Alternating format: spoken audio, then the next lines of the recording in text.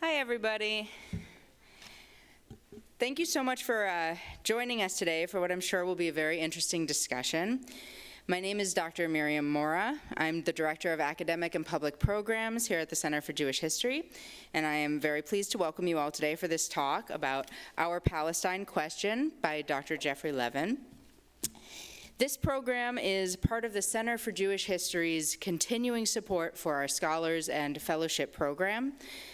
Through our senior scholars though our graduate and senior scholars are supported by our fellowships, they are deep in the archives upstairs in their time here, so I would not want to go through this evening without acknowledging all of our partners whose archives the fellows are here to consult. So thank you to the American Jewish Historical Society, the Leo Beck Institute, YIVO Institute for Jewish Research, Yeshiva University Museum, and the American Sephardi Federation.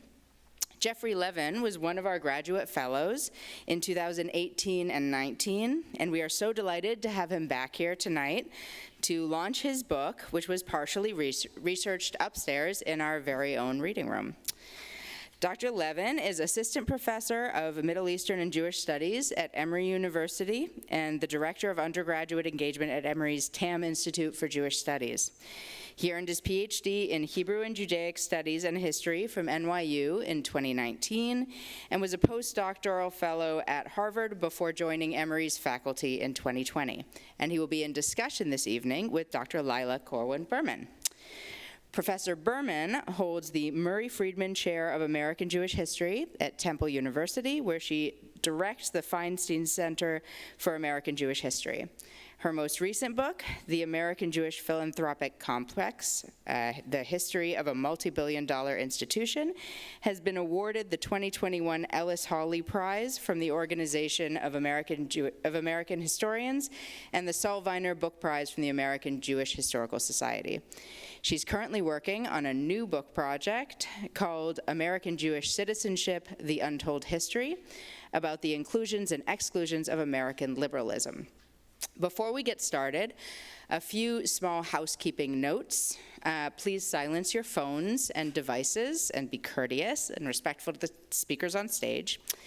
There will be a Q&A at the end of this evening, so you should have gotten on your way in a pencil and note card. If you need any, feel free to raise your hand and I will come around when I'm done up here and make sure that you have as many as you need.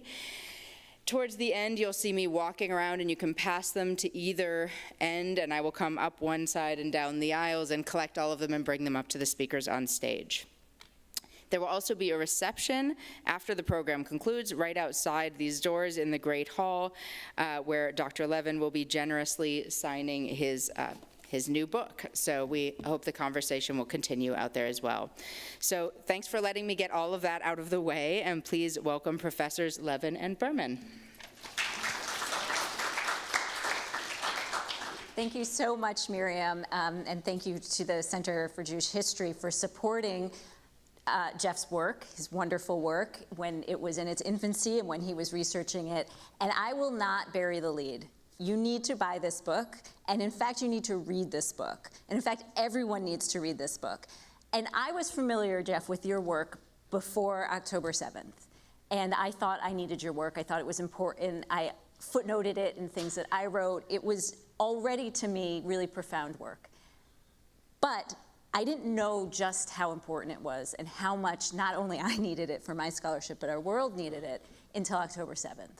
And so, of course, we want to acknowledge that we're here to talk about this book, Our Palestine Question, in a world that is different from the world that Jeff wrote the book in. Anyone who's written a book knows that between actually finishing the manuscript and the book seeing the light of day, there are many, many months, right? And the world can change. And in fact, the world has changed in certain ways. So the first question that I wanted to pose to you is really, is there something about the book? Is there a source? Is there a part? Is there anything that you are thinking about differently now that we're living in this world after October 7th?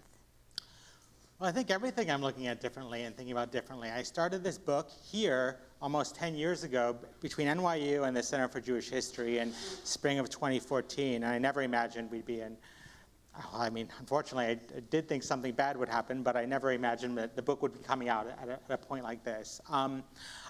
There's certain quotes and things that really stand out to me, and maybe I'll reference them later, but I think it's really made the arguments of the books quite a bit more sharp to me, and it actually made me think more deeply about which ones matter more than others.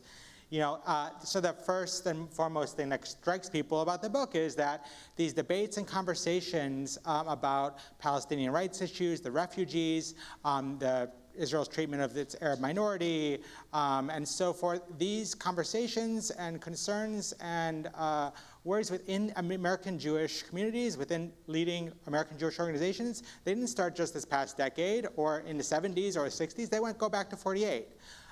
So that's the first thing, that these go back, and not just anti-Zionist Jews, but Zionist Jews, non-Zionist Jews. So just bringing that to the fore, I think, does something that changes our view of American Jewish history and Israel diaspora relations. Second, is sort of the reason why we don't know more about the people who are in this book. And that sort of connects to the second argument that this is very much these people who are raising these issues really faced a lot of pushback quietly from Israeli diplomats who really felt a need to manage American Jewish discourse about these issues. So, first that American Jews were having these conversations, and the second one being that Israel was really did a lot to curb those. And finally, the third argument, which I think is more important now than ever, is about the relationship between anti-Zionism and anti-Semitism. These were issues that were discussed in really fascinating ways in the 1950s. Leading organizations like the American Jewish Committee consider themselves to be non-Zionist. There weren't people arguing, even the ADL, even Zionist groups weren't arguing that anti-Zionism was inherently anti-Semitic. They were having conversations with people like the Arab League's chief representative in the U.S. And working through these topics. So, these sort of conflations, these debates, discourse shifts, and I'm not saying it's natural or right or wrong, but just historicizing these discourses that emerged at a certain time, and that American Jewish leaders were having these conversations. That seems to me like a much more important argument that I didn't center as much in the book or my presentation of the book, but it really stands out to me right now. So you just set out kind of the three central arguments or theses of the book, and we're kind of going to delve into each one. And really the first one that you were talking about was this sense that there was actually a fair amount of concern, anxiety, grappling that American Jewish organizations were involved in after statehood. And a lot of this book focuses in this period between let's say 50 and 58, a lot of it is actually 1956 and 1958, right? When there was this kind of outpouring of concern about what did it mean for Jews to have political power, right? To have a sovereign state, to be in a position where as a state entity, Jews could be enacting power over other people, sometimes in ways that were oppressive, right? Sometimes in ways that were leading to persecution. And so I guess I want to kind of have you get into that piece of it a little bit and help us understand why is it, so the organization you focus on the most is the American Jewish Committee. As I was reading this book, I got an email from somebody who's part of, who works at the American Jewish Committee and noticed that they have a We Stand With Israel right at the bottom of their email. I don't know if they did before October 7th or not, right? But I think when many of us who are aware of the American Jewish Committee think about it, we would know that it is a very, very pro-Israel organization. And you're telling me that in the 1950s, that was not organizationally what its commitment necessarily was. You describe it as being non-Zionist. And then you talk about this particular individual, right, named Don Peretz. And I've studied a lot of American Jewish history. This was not a figure I know about. So tell us a little bit about this organization. We think we all know this organization, and what this person's role was in really making it at the forefront of asking these questions about Palestinians. Well, we have to remember, organizations, American Jewish and diaspora overall, Jewish organizations that aren't explicitly Zionist, and even some that are, they're existing in a world where they're representing Jews. And there's not a state that sort of outranks them. And so 48 changes that in a big way. And a lot of their arguments were really focused on AJC being the oldest of these organizations in the US, formed in 1906, really liberal universalists, plurality, really emphasizing this Jewish history of being a beleaguered minority. And so when Israel's created, and there's an Arab minority there who, unfortunately lived under military government up until 1966. We're talking about people who became, many Israelis know as Arab citizens of Israel, lived with a lot of restrictions. So these are citizens of Israel who, not people who faced movement restrictions and lost land. Correct. And this wasn't well known. It's not well known in Israel today that these facts. So, I was interested in researching that. I found it here, and I wanted to see what were they saying about this. And they had to deal with it because it was in the news, because there's this new Arab voices coming out around 1956, where there's a massacre of this population of Israeli citizens who are Arab in 56. And so I got in this period of 56 to 58, which coincided of the AJC hiring this man named Don Peretz, who's this fascinating figure who is basically unknown. He died about 6 years ago. His father was a Sephardic Jerusalemite Jew who family lived in Jerusalem for 400 years. He came over here. Don was born in 1922, went over there and studied at Hebrew University and became very sympathetic to binationalism, to peace between Palestinian Arabs and Jews, and volunteers to help the refugees. Internal refugees in Israel in 1949, and writes the first dissertation on the Palestinian refugee issue. So in my first chapter, I kind of opened with this person's story, which I found because of his widow let me see all these letters that he had. And I went on this retirement home floor in Maryland at Maya Peretz's house, just going through these letters that no one had looked at since like 1949 to his parents and getting this story. Anyway, his story is interesting, but then the AJC finds he's doing this research, and they hire him. He's their very first Middle East consultant. Wait, so slow that down. Yeah. So the AJC finds out that this young person wrote the first dissertation about Palestinian refugees, and what year is this in? 56. 56. And the AJC says, we'd like you to work for us, please. And why? Because there are a few reasons. I mean, one is, theoretically, they're universally concerned about minority rights issues. And there's talk about this being like an issue. But also they're concerned about anti-Semitism in the US, and they're concerned that this is becoming an issue that anti-Semites are, talking about. Israel's mistreatment of Palestinians, and so, and they're also concerned about Jews in Arab countries, which is a smaller part of what he did too, and advocating for them. So they think for the first time they need someone who focuses on Middle East affairs. Here's a great guy. But so they're very concerned about these issues for liberal humanistic reasons, about anti-Semitism.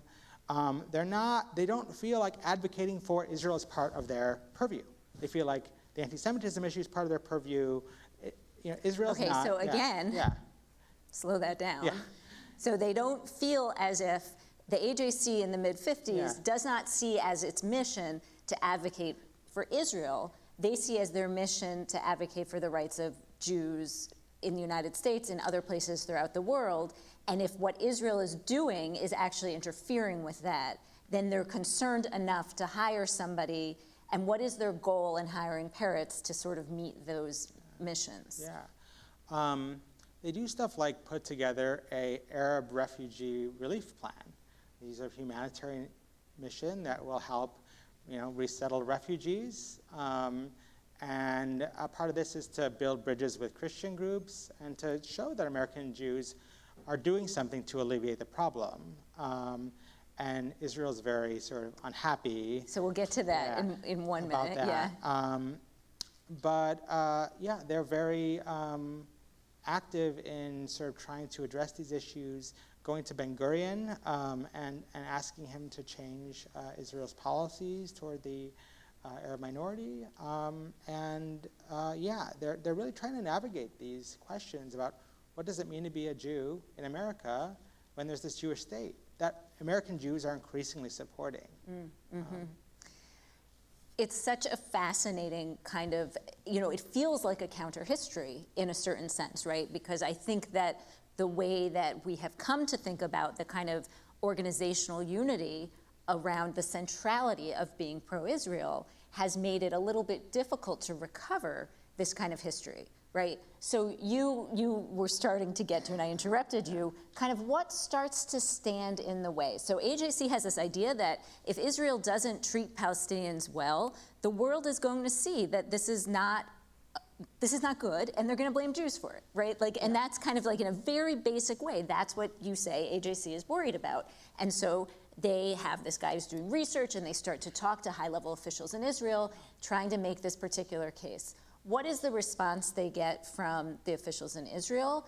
And how do they think then about their role kind of mediating their own mission with the mission of those state leaders?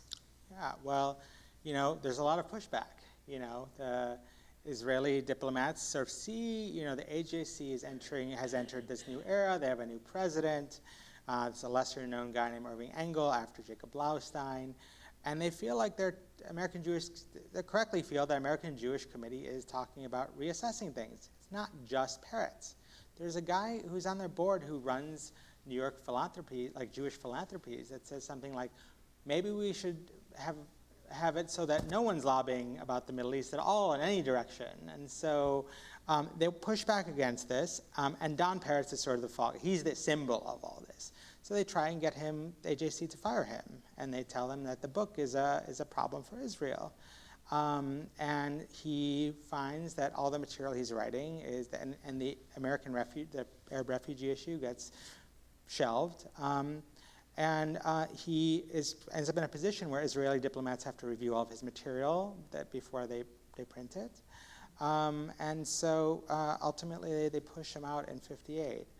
But this is going hand in hand with the third dynamic. Again, this is a book that goes from 48 to 78, and the last chapter is on the 70s. But a lot of the heart of it is this really dance in '56, as starting, and ending in '58, which is, yeah. So first to follow up, and then we'll get to that third piece. Why is it that the AJC allows Israel to intervene in that way?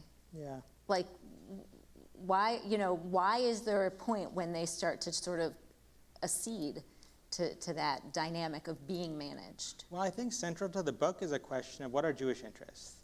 What is good for the Jews? Do American Jews have different interests in articulating a Middle East position than Israel? Or is everything that's good for Israel automatically good for American Jews? Or is everything that's bad for Israel bad for American Jews? And they ultimately are convinced, actually, and you can see it, these people who really want to be neutral on Israel-Palestine issues, who say anti-Zionism is not anti-Semitism, but they're seeing ultimately come around that sort of convinced by arguments by Israelis, but I think also among themselves, that maybe we should be listening to these Israelis. I think there's also a sense during this era that Israel's gaining a lot of ground amongst American public. '58 is when Exodus comes out as a book, 2 years later as a film. So they're non-Zionist technically, and they're have this veneer of, okay, we're separate, we can be neutral, but American Jews are moving in a direction, and so they're also responding to that, and they're also being affected by that as well. Right, and we know from the work of scholars like Amy Kaplan, who you talk about, that the Israeli government is involved, and this is not unique to Israel as a state. Lots of states do propaganda for themselves, right? But the Israeli government sees it as very important, not just to convince American Jews to believe in the idea of the state of Israel as a liberal democracy, but to convince Americans more generally. And American foreign policy is shifting, and this is my fifth committee member, Salim Yaqub, is an expert on sort of American policy toward Nasser, and so there's that too. There's just so many things to unpack during the 50s, which is often overlooked when it comes to this. Oh, there's 48, oh, there's 67, oh, there's 7, but there's so much going on behind the scenes that when 67 hits, there's this this shift when it all comes to the fore, and Emily Katz's book is important in that too. Right, right. So there's this set of characters or actors Yes. that sometimes, frankly, are omitted in books about the relationship between the United States and Israel, and those are Arab people, Palestinian people, right? Yeah. And one of the really strong parts of your book, I think, is the way that you have some really key characters who are involved in Palestinian leadership, right? And characters who in the 50s want to be in conversation with organizations like the American Jewish Committee, who see that the American Jewish Committee is saying, well, wait, we think it's a bit of a problem, the way that Palestinians have been treated, who are starting to tell a history of Palestinian refugees, and who then are able to actually have meetings with some of these officials. And that, I think, in terms of some of the new ground that you're breaking, you introduced to us some really important characters who sort of end up kind of appearing again in the 70s. But yeah. Tell us a little bit about the relationship that the American Jewish Committee forms with certain Palestinian actors. First, I'll say there are probably hundreds of books about American Jews in Israel, and I feel like this is the first history of American Jews and Palestinians. And so I felt so fortunate that I came across the archive of Fayez Sayegh, who is this figure who is the acting director of the Arab League sort of information efforts, propaganda, whatever you want to call it, during the 1950s. And he's got his own fascinating story. There are other Arab actors as well. Born the same year as Peretz, he's a refugee, he's half Palestinian. During this period, he's there as an Arab, but he's a Palestinian background. His Palestinian identity becomes more important, central to his politics later, when he actually goes on to, quietly author the Zionism is Racism UN resolution. In 1975. In 75. But 20 years earlier, he's someone, and I recover this history, this chapter of his life that no one's really looked at when he's running things here. And he's someone who American Jewish leaders feel is really trying to not be anti-Semitic. And other Arab diplomats are saying things that are outright undeniably offensive. But he's trying not to, and they recognize that, and they meet with him. And I have these documents where they're saying, well, he's critical, but, and so they meet with him. And there's this moment when they're meeting in 56, and Peretz puts this meeting together between the executive vice president, John Slauson, of the American Jewish Committee. These are records here. YIVO has a lot of these records. Don Peretz's papers, by the way, are being processed by AJHS. And they're trying to, he wants to find out a way how he can be sort of pro-Arab without being anti-Semitic or being accused of being anti-Semitic. And they're trying to find a way where they tell him, here's how you do it.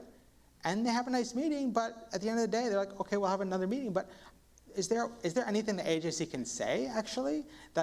Here's how you talk about Palestinian refugees and criticize Israel that is okay? It's not totally clear. And the agency only represents itself too. So it's almost like these ships passing in the night, because the agency goes on to this establishment, to become part of the American establishment line. Anti-Zionism is anti-Semitism, which again, you can say is correct or not, but it's not something they're saying in 56. And Sayegh goes from being someone who's the agency is not accusing anti-Semitism, to be one of the key people who's behind a lot of the leftist discourses of Zionism as colonialism, of Zionism as racism. And so I don't focus on that period, but this chapter in the middle of his life is so central. I feel so fortunate to have a chapter where I actually have a Palestinian voice. And this it is mostly American Jews talking about Palestinians, but I do have some Palestinians who are able to talk for themselves. Right, and again, to emphasize what is so artful, right? I mean, you almost couldn't have made it up in such an interesting way, is that at this moment when they meet in the 50s, right, Sayegh, who goes on to author that 1975 UN resolution saying that Zionism is a form of racism, and the AJC that goes on to be really in the forefront of characterizing anti-Zionism as anti-Semitism, that they're finding a way to try to talk to one another. Have a pleasant meeting. Right. Let's do it again. So what do you see as making that impossible to sustain? I think there was this idea that, okay, if we criticize, there's a way to criticize Israel, and there's American Jews who aren't like a lot of American Jews who aren't pro-Israel Zionists. I think the AJC began sensing that so many American Jews were becoming pro-Israel, and they were being left behind. And the fact of the matter is that the feeling they seem to be getting is anything that's really harshly critical of Israel makes Jews look bad. and they're not calling it anti-Semitism right then, but they're beginning to feel like maybe we do need to work with the Zionists because this is part of our mission. Now AJC and every mainstream American Jewish group defending Israel's image is right up there with defending American Jews. At this moment, those are viewed as two different things. And there are many organizations who do discern, but most American Jewish organizations feel like those are two different things. And that has to do with the public's image, and it has to do with just figuring out what it means when there's a Jewish state, and what does that mean to American Jews, and are people able to discern? Like, if Israel does something, we're seeing right now, people are doing terrible things to Jews in New York City, like because of something that, Israel did. Like that's, it has triggered, even if you have a very narrow definition of anti, obviously it has, so. And from Sayeg's perspective, he's also sort of trying to keep at bay certain things, right? I mean, he's trying to say, no, I can be a good partner in this, and I can work with folks who are sort of on my side in my camp to come to some terms where we could really think about what would a better solution be for different groups of people to live with equality between the river and the sea, let's say, right? But what is he sort of contending with on his side? Yeah, I mean, the anti-Semites are knocking on his door, like literally the right wing, and he has to send them away. Like which he has right this wing policy. do you mean? What? Like extreme, I don't know, people know Gerald L.K. Smith, but right, so you're talking about American anti-Semites. American, yeah, they want this material because it's great for their newspaper, and he's disgusted by this. He's very upset actually when something's reprinted without his permission, and he's telling everyone don't do this. But on the other hand, there are diplomats who are going to neo-Nazi, Arab diplomats who are also speaking at neo-Nazi meetings, and he's like, that's not me. I can't control everyone, but it's still happening. Right, so it kind of undermines this point of possibility. Right. And there are people who don't want to accuse him of being anti-Semitic, but there's some people who do. So just because there are some voices who want to find some sort of non-harmful way of doing this doesn't mean that things aren't going to become unfortunate for everyone. So I want to get to the chapter where you kind of move toward the 70s and you talk about Brera. But before I do, something else that was, so much of this is basically telling you the things you thought you knew were developing sort of in the 60s and the 70s, they were actually gestating in the 50s. And another piece of that is the attention to campuses and the concern, right? We're living in a time when there's a lot of concern about what's happening on campus and that things have to be just totally clamped, things have to be shut down. There can't be certain kinds of discourse. There can't be certain kinds of rallies. Campuses are these dangerous places, right? What did you find in terms of the ways in which some of these kinds of contested ideas about, is it fair, is it okay to be critical of Israel, some of the stuff that Syed is saying, how does that end up being involved in campus life, and who starts that? Yeah, so there's this group called the Organization of Arab Students that I wrote a paper about. In Hasti's course, my first year here doing some archive, about this Organization of Arab Students. It's actually funded secretly by the CIA. And by the mid-50s, they're having people like Syed coming, anti-Zionist Jews like Elmer Berger and Alfred Lilienthal coming. And sort of because of this rhetoric, in 57, I find sort of the first call for the group to be expelled by a congressman after the ADL is sort of calling for investigation. So what's interesting is the ADL is not saying anti-Zionism, anti-Semitism. They're saying this is bad for American foreign policy in the Cold War, and that they're un-American, which is, of course, again, very telling of where the people were in the 50s. But even when they are saying that this is they're being anti-Israel, they're not saying it's inherently, the ADL is not saying being anti-Israel is inherently anti-Semitic. They're saying being anti-Israel is food for the anti-Semites. And so they start saying that then, and the AJSD starts, and other groups, non-Zionist groups, start working together on these campus sorts of questions in 57, 58, in the context of all these people I'm talking about.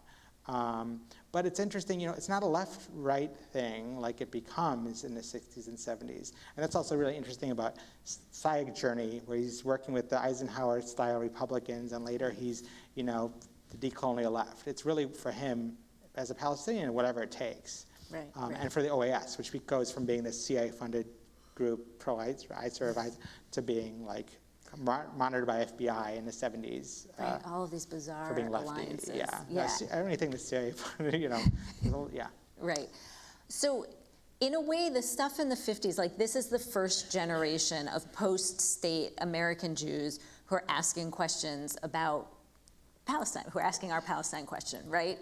And then your book talks about a sort of second generation, right? And one of the interesting things is like, what we sort of know about the American Jewish Committee in general is it was a fairly assimilated organization. It came out of the world of German Jews. It came out of a sort of elitist sensibility, right?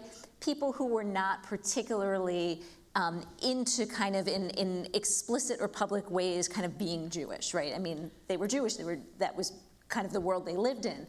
And this second generation that you talk about, and you focus on like the late 60s, early 70s, these are people who are, at the time that they're starting to kind of think about Palestinian refugee questions and Palestinian rights, these are people who were really very Jewishly identified, right? Some of them grew up very religious, right? Some of them grew up with just a huge amount of sense of wanting to be public about being Jewish, about actually being sort of angry about the assimilationism that they saw as being what the American Jewish Committee was.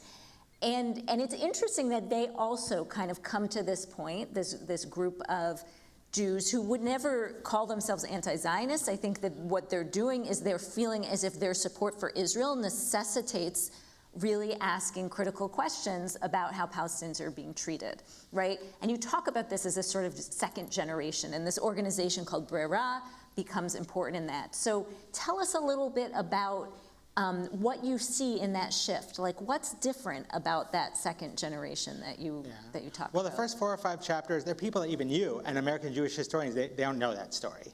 Right. And then 6, I'm talking a story people know about. I mean, American Jewish historians, maybe some people here. By the way, Aliza Becker's American Jewish Peace Archive is very central to that, who's here today. I use lots of oral histories from these people who are involved. And so I'm telling the story differently. I'm telling it as this end of a story rather than the beginning, because that's, so people know, say, oh, things started in the 70s. And I'm saying, what if we look at it opposite? This is the culmination, this is a new wave that puts things into contrast. You see just a much bigger crowds. Don Peretz is like a godfather in this role. He has some advisory role in a lot of those first generations. But these are public people who are not talking privately, who are also operating in a totally different atmosphere because Israel controls a lot more Palestinians. This is after 67. They are operating aid in that Israel controls all these Palestinians, and there's discourse about controlling them forever within just many Jewish circles. And they're also operating in the fact that there's a new left that is really harshly critical of this. Some Jews are on that. I mentioned them too. But again, Israeli diplomats, they have a smaller role in this, but they're not tolerant of that either.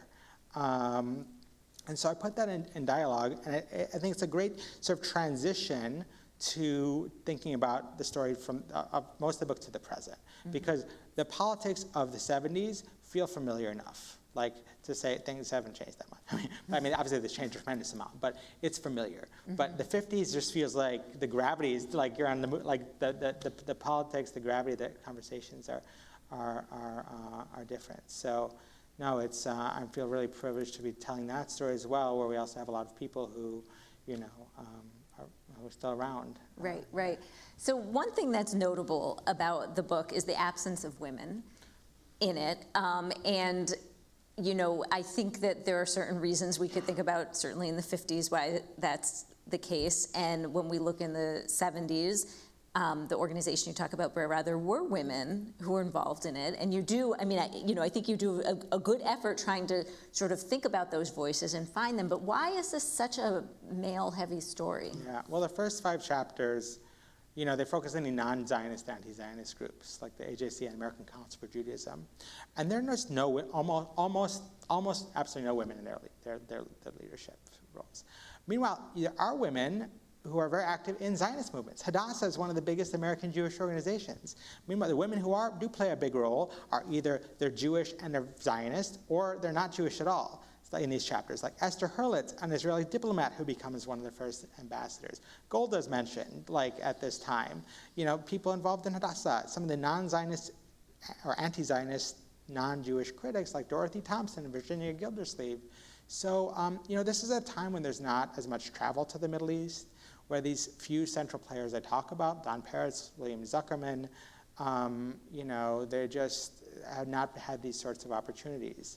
I think part of the reason Zionism succeeds is because they, as Emily Alice Katz and a lot of scholars of gender and women in Zionism know, Zionism really did a great job of getting involved in American Jewish culture and reshaping American Jewish culture, and being attentive to women in leadership roles. And these other groups weren't doing that, and they didn't succeed. I wouldn't say that's the only mission, but I think they have their own account for regrets about not elevating women's roles. I mean, people like Aviva Cantor, who ran a newspaper called the Jewish Liberation Journal, didn't get sort of brought into certain roles. But there are women in this period. But there's a context of sexism, a context of limited abilities to being able to do things, especially earlier you go. So if we talked about the 50s as this point when there seemed to be a possibility, right, for Palestinian voices and Jewish voices to talk about, what is the political arrangement that should actually exist in this area of land. And in the 70s, there's another kind of second generation push to do that. And in fact, another meeting with some Palestinians to do that. And it also becomes a kind of lost opportunity. It's like you start to think, well, what would have happened if these could have kind of advanced a stronger legacy, if they weren't so clearly kind of shut down by Israeli state officials. By the 70s, it's not just Israel that's shutting it down, it's many American Jewish organizations. So as you were writing this, and maybe this is not a totally fair question, but there are pasts we can retrieve because they happened, and then there are pasts that we can retrieve because we can imagine what would have happened if they had been allowed to happen. So did you ever think about, had Barab or an organization like that been able to continue, right? And you can fill us in a little bit briefly just in the history of how short actually this organization's history is. Where would that have led? Yeah, only 4 years, 73 to 77, 78. There's just limits. I think there's a lot of hope during certain periods from Israeli leftists often, from American Jews that, Zionism, all Jews are part of this project, that they'll be listened to in a serious way. And there's not really ever interest in anything more than token. And you see that even with not just Palestinian issues, but the Western Wall compromise a few years ago. And sort of at end in my conclusion, there's some actually big meeting held in Jerusalem to respond to the UN Zionism is racism thing. And basically, Zionists are coming from all over the world, including AJC leaders, and they just feel like they're not actually being listened to. So in terms of impacting the situation, it's not a story that's particularly inspiring to activists, maybe. On the other hand, if there had been more open conversations within American Jewish politics, and Don Peretz is talking about that in '56, about how there's no open platform, there needs to be an open platform for these issues, and Brera was that open platform. I think we'd be in a healthier situation in terms of American Jewish politics, maybe less misunderstanding and hatred toward each other, and it's easy to imagine sort of these conversations leading to a less, contentious public discourse in the U.S. I'm less optimistic of them being able to change what happened over there. But the people in this story wanted to prevent this, what happened on October 7th and 6th. And so really to dedicate this to them, of really doing everything they can from different perspectives against some of these people, Zionist, some anti-Zionist, of wanting to just find some accommodation, because there's this urge, I think, in American Jewish politics to just hope that either the Israelis will solve this issue or it'll just go away, the Palestinian. And you felt that with the Abraham Accords of, okay, there's about to be a Saudi deal. You know, I thought right now is that we'd be talking, my book would be subsumed by a Saudi-Israeli normalization agreement, not by a war. And then the Palestinian issue would be, you know, gone. But that's a fantasy. It's not just going to disappear. And so American Jews need to find some way to talk about it, or else we're, you know, deluding ourselves, and it's just not a good mental situation to be in for people living here. Yeah, I think that one of the things that felt so poignant about the final part of your book is that, like, Brera was trying to say we're going to follow the leads of the Israeli left. Like, nobody's going to be able to get too much in our face when we say, no, you know, these are people we're talking to in Israel, people who live there, people who fight for the country, and they are having these concerns, and we see our role, so it's different from AJC in that way, right? And they're saying, you know, we're trying to follow that lead, and we see our role as just trying to enable that, trying to bring those conversations to the United States. And that doesn't get them the sort of hechsher, the legitimacy that they want. And then they end up meeting with the PLO. Why? Because they're doing so, the Israeli left is saying, this is important. You need to be talking to these folks, have this meeting. And that's the end. That's the demise of Brera. And it really speaks to your point, right, which is that, you know, the idea that we can't even talk about things, right? I am teaching this class on anti-Semitism, and I'm having my students listen to Dave Chappelle's SNL cold open after Ye's Twitter rant. And I don't know if you remember, you know, everybody had their own feelings about what Chappelle said. I'll talk to my students, we'll see. But he says in the end, it just shouldn't be this hard to talk about things, right? And there's something about that as I was reading your book, I was really thinking, like, that anxiety of even talking about, and I think you make such a wise point that it's, you know, it's so hard to say, well, how would this have changed the politics, the situation? But at the least to have the openness to be able to talk. And so there's this really wonderful, I told you in your conclusion, you have Peretz, who's really kind of a hero of your book, quoting Judah Magnus, right? And so tell the audience a little bit about who Magnus is, and then what he says in Magnus's voice. And we'll kind of end there, and we'll take some questions. So Peretz is doing this speech in 2001. He's got a Middle East award, and he's quoting Judah Magnus, who was an American Jewish Reform rabbi turned by nationalist leader who led Hebrew University, very controversial because he thought the idea of a joint Arab-Jewish state was the solution instead of partition, which is what, you know, what passed the UN. And he quotes him, this speech that Magnus did, and I'll paraphrase him here.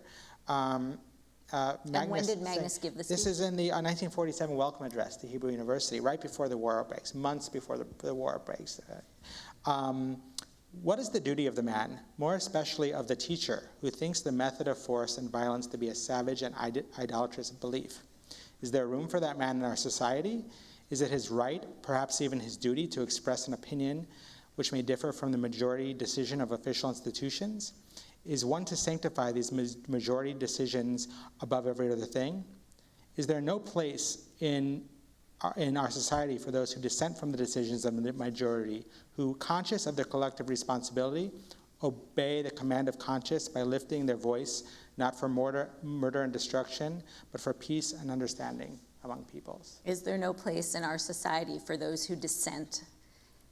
It's an incredible moment right now to be asking that question, right? When, you know, there is, on one hand, this like incredible feeling of collective mourning for so many lives lost in so many different ways from this conflict.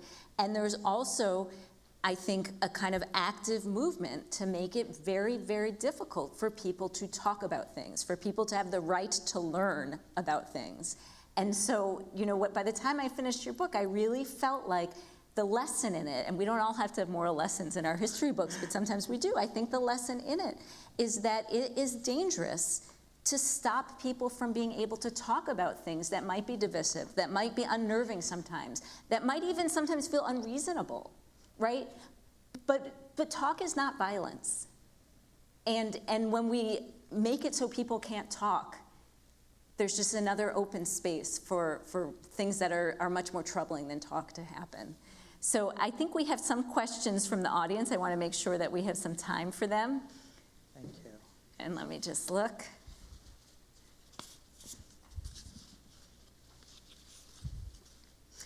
So this is an interesting question, and because I didn't ask you much about the American Council for Judaism, Yes. right? Which, you know, other folks, other historians who have written about American Jewish anti-Zionism, that organization, the American Council for Judaism, For. The American Council for Judaism is often at the crux of it, and you do talk a little whole bit. chapter, You most have of a whole the chapter, chapter, right? So talk a little bit about that kind of form of anti-Zionism and what its relationship is to the American Jewish Committee and to BRERA, because that organization has been talked about more. Yeah, so you know, going back to 1885, there's sort of the position of the American Reform Jewish elite was, you know, America is our Zion. Like our nationalism isn't Jewish nationalism; it's American nationalism. We're loyal to that, and both sort of earnest belief in that, but also concern that if you're not a loyal American, that's going to be bad for everyone. And so this was the position of a lot of very early American Jewish Committee leaders, AJC leaders, and this American Council for Judaism is much more extreme. They consider themselves anti-Zionists, being formed in the early 1940s, and they are focused on combating Jewish nationalism. Initially, don't really care about the Palestinians so much. I mean, maybe they want a non-Zionist state and mandate Palestine, but that's not what they're about. And so in my book, people have written about this, especially before 48. I focus a lot more on their history after, where some of them, like Berger, becomes friends with Sayegh and takes on the Palestinian cause. And by the 60s, he's really the only American Jew, one of the only American Jews who are really talking about it, because he's become a really pro-Palestinian advocate. But others in the organization are really focused on, again, making, so not two flags at the front of the synagogue with the Jewish Israeli flag and the American one, not having, you know, all these ways in which Israel encroaches into American Jewish society, some people say in a good way. There's this process that they are, as sort of these critics, seeing and documenting, like, oh, suddenly in May of 1953, this American Jewish summer camp starts singing Hatikvah. They're not Zionists.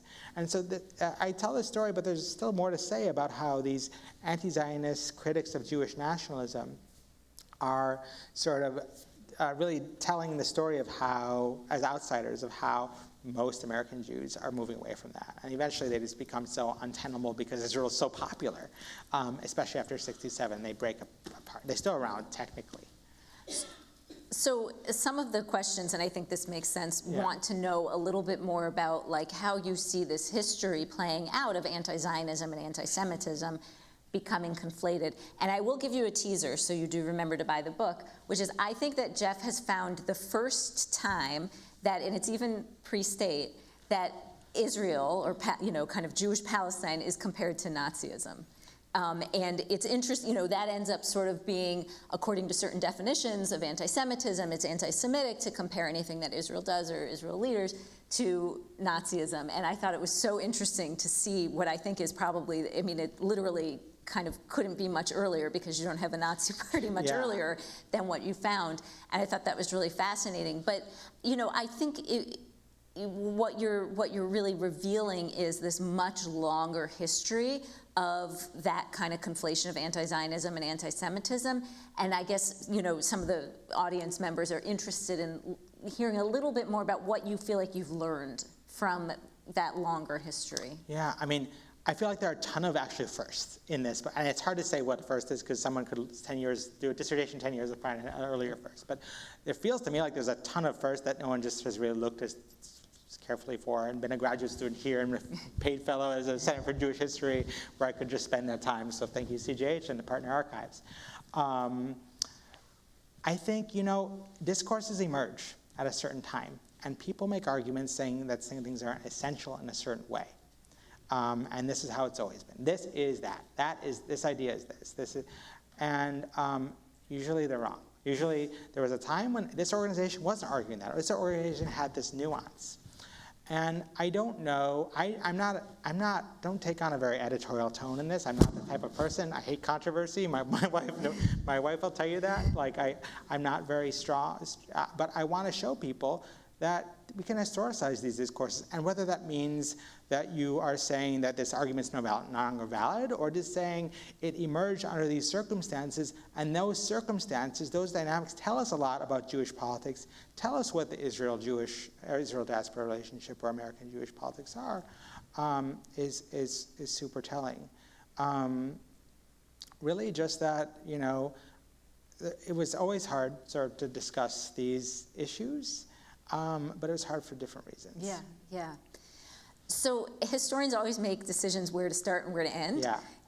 And often we feel like, that's the thing we're kind of questioning the most. And so one of the questions is about whether the division of the British Mandate, the kind of prior, like, did that sow the seeds of the problem? And so if we're really kind of focusing on the 50s, wouldn't we do better to kind of look earlier, or what would we learn, let's say, if we looked earlier to understand, was this set up to not work so well? I won't say fail, not work so well. Well, there is actually a prologue to this, and that's actually Raphael Medoff's dissertation and book, Zionism and the Arabs' American Jewish Dilemma, that looks at some of these same groups in the Mandate era at a time when, Jews weren't a majority in Mandate Palestine. At most, they were a third by the end.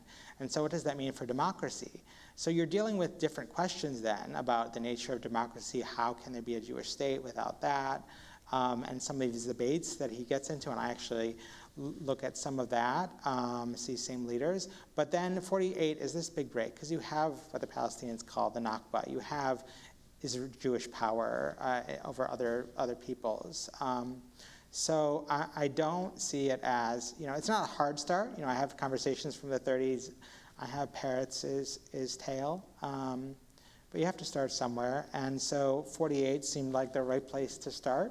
And 78 felt like the right place to end. But it all falls apart. There's peace between Israel and an Arab state. Begin, there's this big revolution in Israeli politics where Begin wins in 77. So, you have to start and end somewhere. I think not ending at 67 was an important decision. And one of my advisors suggested I do end that, and I'm very glad I didn't, because you can tell so much more with that extra chapter about what happened before, too. Mm-hmm. So there's another question, and like so many questions, in a certain sense they're unfair, but we ask them anyway. So most of your actors, when they're thinking about solutions, tend to seem to be thinking about binationality, and two different states, right?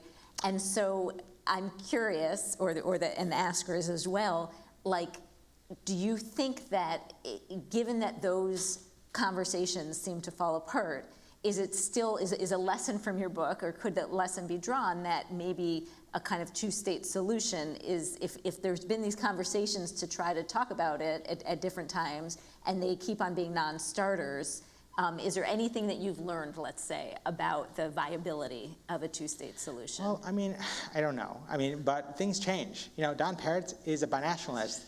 And then in 47, 48, and it still has, I think it has it in its heart for a long time, 67 war happens, he's talking about two states. Right. Ian Lustig is, who some of us know as he was involved in Brera, academic, he's a political even scientist. before Brera. Right. He had the first petition for basically two states in 1972.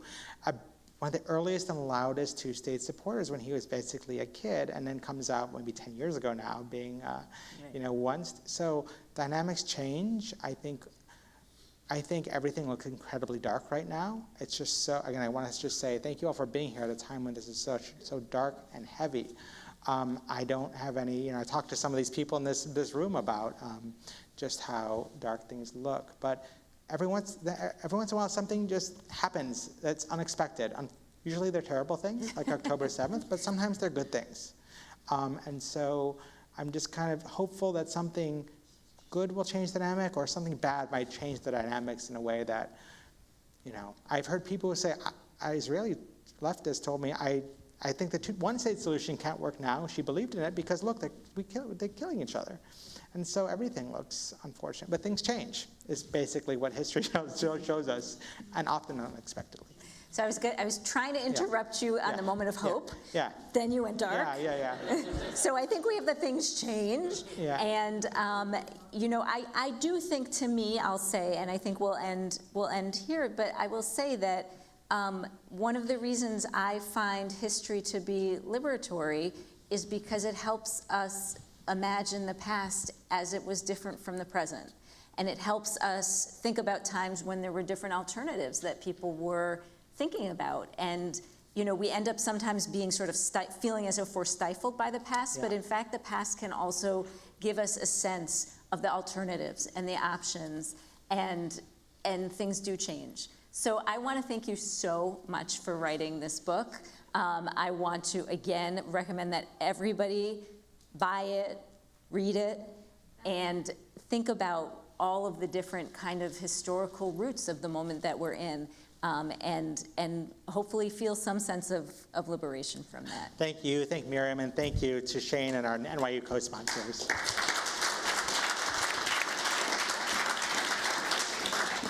Thank you, everyone, for coming. Thanks to both of our speakers, and please join us to buy copies of the book for yourself and as all of your Hanukkah gifts on your way out, and help yourself to some refreshments also. Thank you.